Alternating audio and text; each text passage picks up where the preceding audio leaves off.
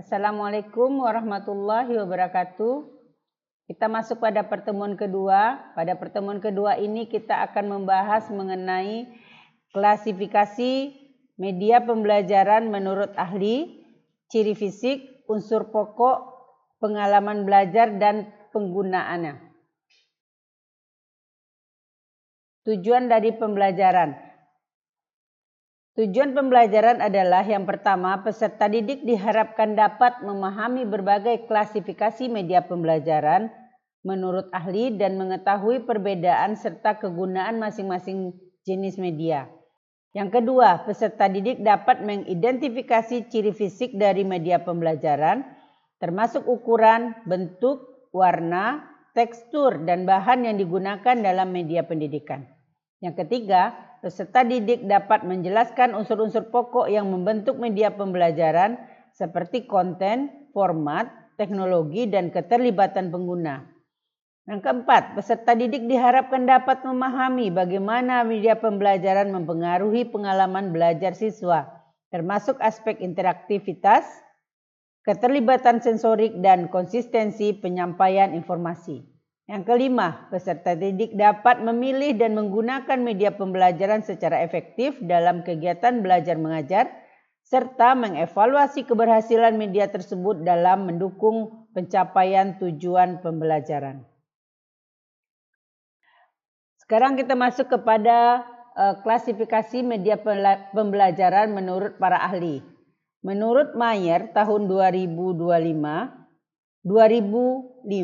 yang pertama, media pembelajaran itu terbagi atas media pembelajaran verbal, visual, dan audiovisual.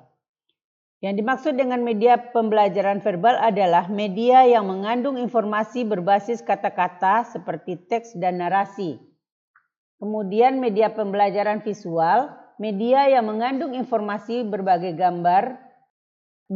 gambar atau grafik seperti gambar, grafik, diagram, dan animasi.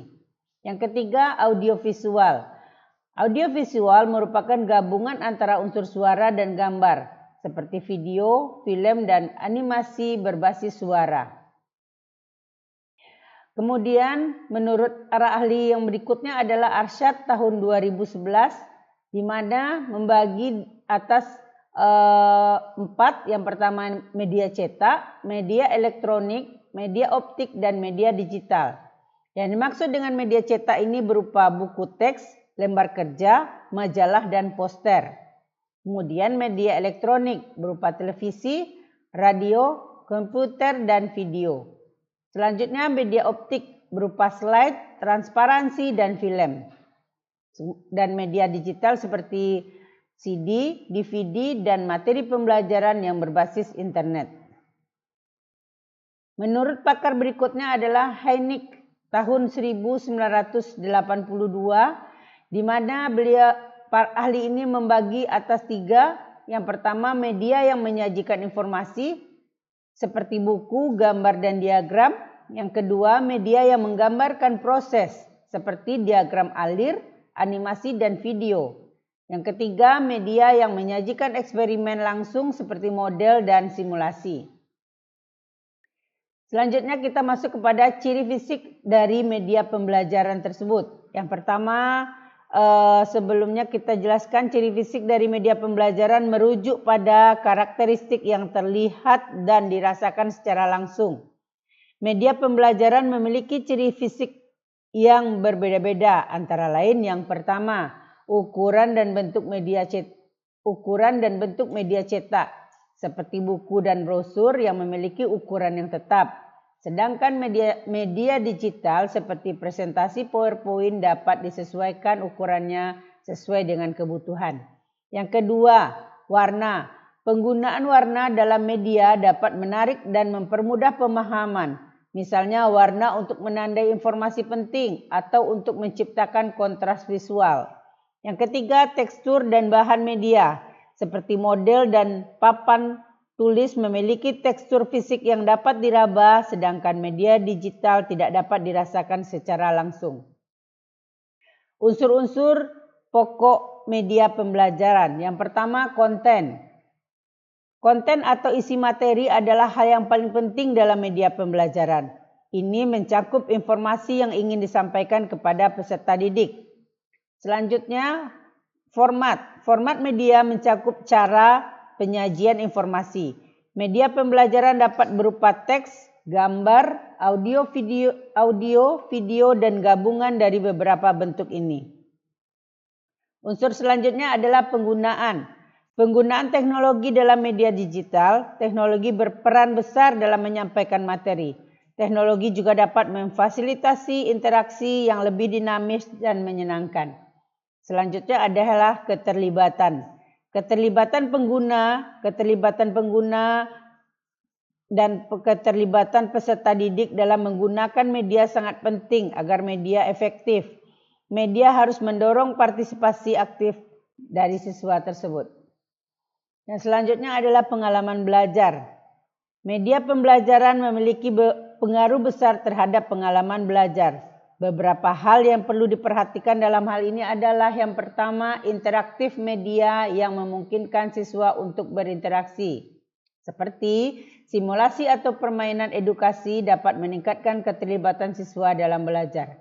Yang kedua, keterlibatan sensorik media yang melibatkan berbagai indera seperti media audiovisual dapat memperkaya pengalaman belajar dan meningkatkan daya ingat siswa.